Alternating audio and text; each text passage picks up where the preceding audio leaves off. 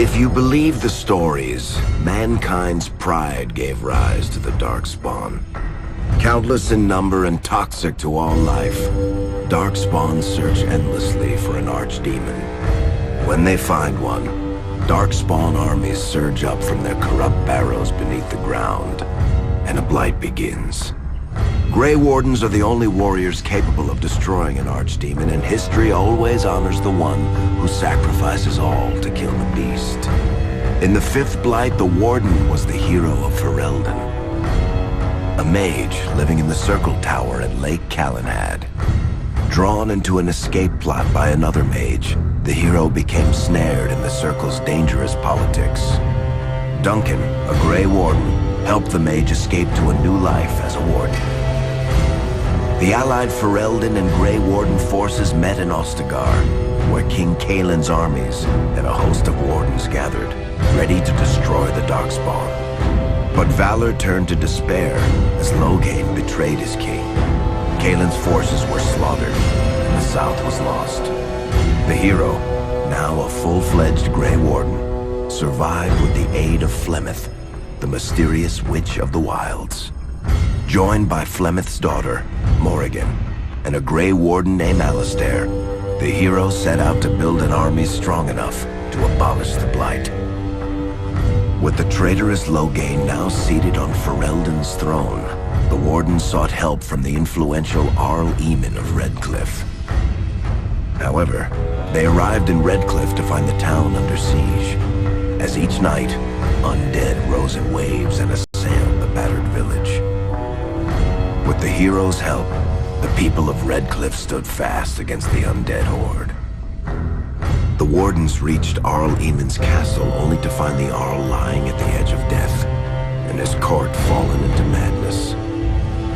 To save his father's life, Eamon's young son, Connor, had made a deal with a demon, and quickly fallen victim to its possession. The hero intervened, freeing Connor from possession, and breaking the demon's hold over Redcliffe. But deals with demons are never straightforward. The demon agreed only to save Eamon's life, not restore him to health. Arl Eamon needed a miracle to recover. The hero located an urn containing the sacred ashes of Andraste, which were said to cure any ailment. The urn was protected by ancient traps, tests of will, and a dragon-worshipping cult that wanted to twist the urn's power to its own ends. The urn remained pure, but mysteriously disappeared after the Wardens departed. Only the temple dedicated to it still stands. With a pinch of the ashes, the hero restored the Arl to health. Informed of Loghain's treachery, Eamon swore his political and military support. The Circles of Magi are bound by oath to aid the Grey Wardens in times of blight. However, Lake Calenhad's tower could offer little help. One of its mages, Uldred, had become possessed by a pride demon and was twisting other Circle mages into abominations. The hero fought to the top of the tower and defeated Uldred, saving the remaining mages. Grateful for their lives, the mages joined the Warden's army. Dalish elves don't usually make alliances, but even deep hatred can be set aside in the face of oblivion. An ancient curse was destroying Ferelden's largest Dalish clans, turning the elves into werewolves. Zathrian, the clan's keeper, claimed that the cure required the heart of the great wolf, Witherfang.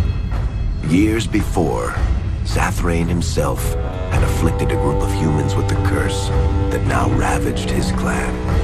As long as he lived, the curse endured.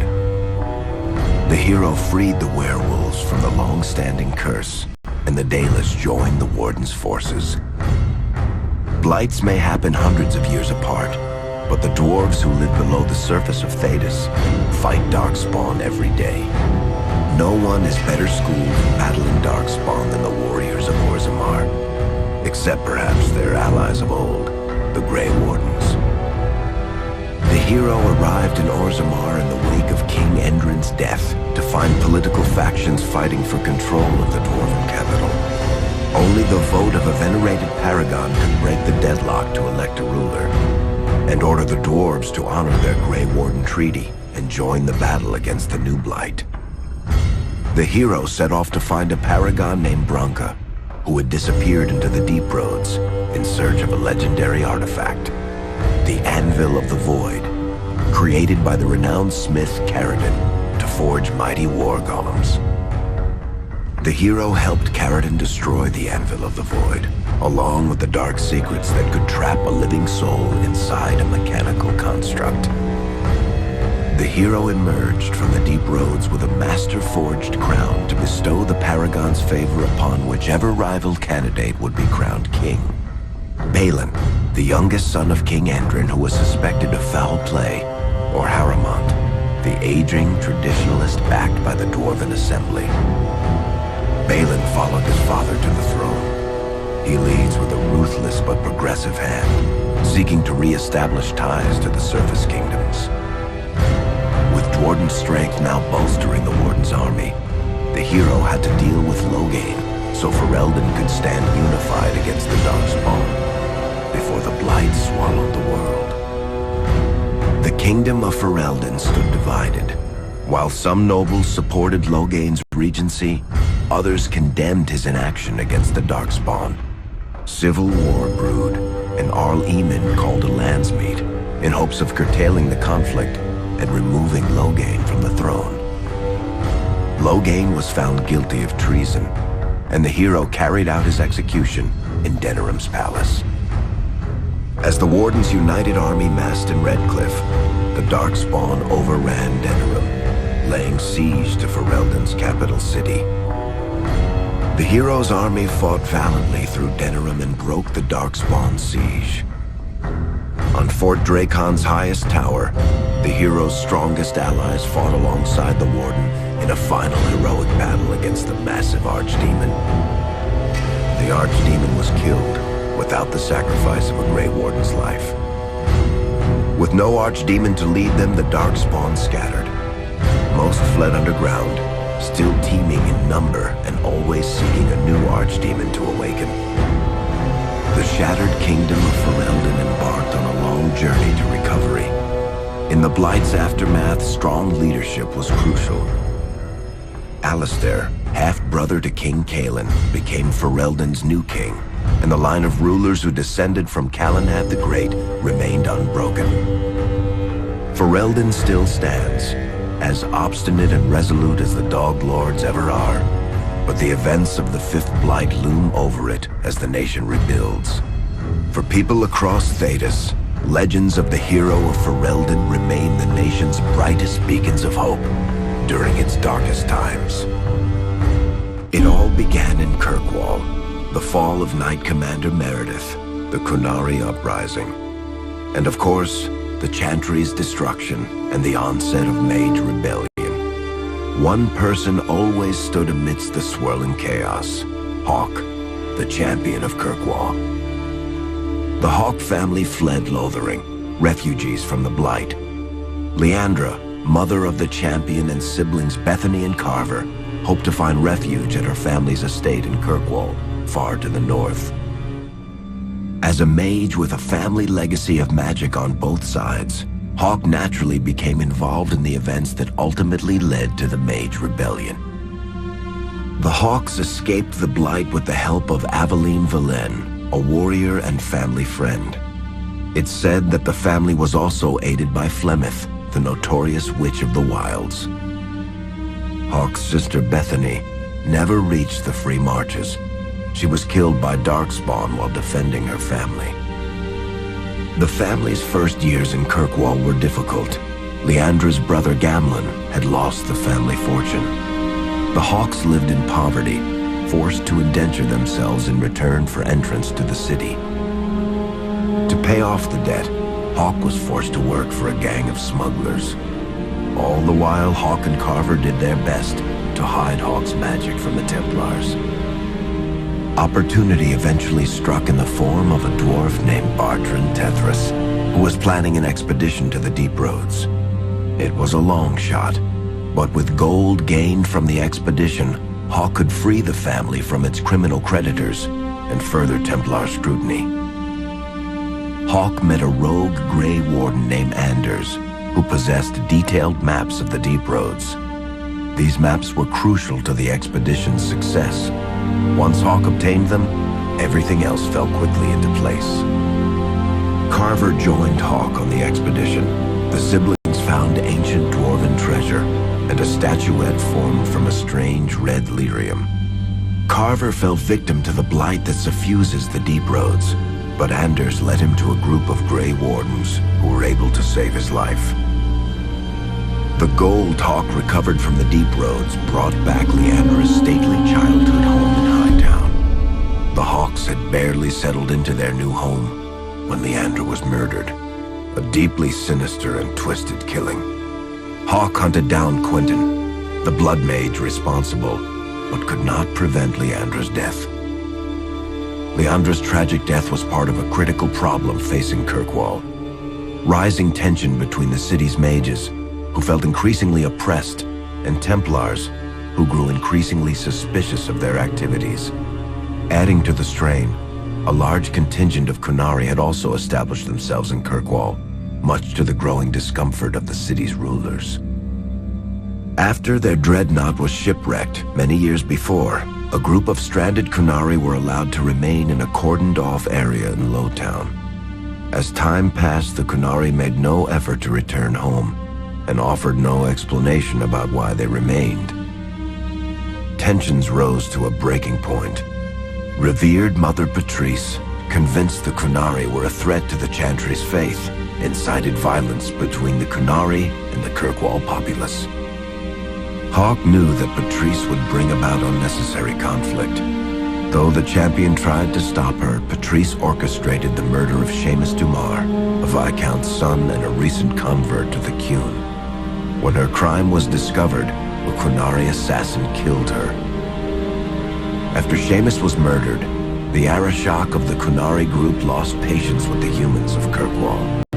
They would now submit to the Qun or die.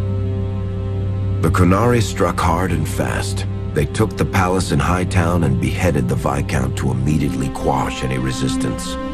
Aided by Knight Commander Meredith and First Enchanter Orsino, Hawk reached the palace and stood toe-to-toe with the fearsome Qunari leader. Hawk fought the Qunari leader. The fierce battle resulted in the Arashok's death and the liberation of Kirkwall from its brief occupation. The Qunari quickly withdrew from the city entirely. Hawk saved Kirkwall and earned the grudging respect of the city's Templars, mages, and nobility, along with the title that history remembers, the Champion of Kirkwall. Kirkwall's problems were still not over, however. After Viscount Dumar's death, Knight Commander Meredith took power and blocked all attempts to appoint a new Viscount.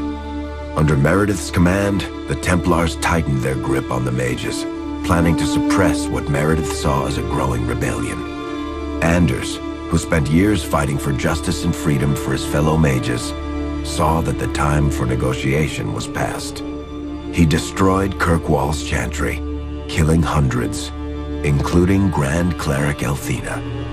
This single act began a rebellion that spread from circle to circle, until all circles of Magi had risen up in defiance against chantry rule.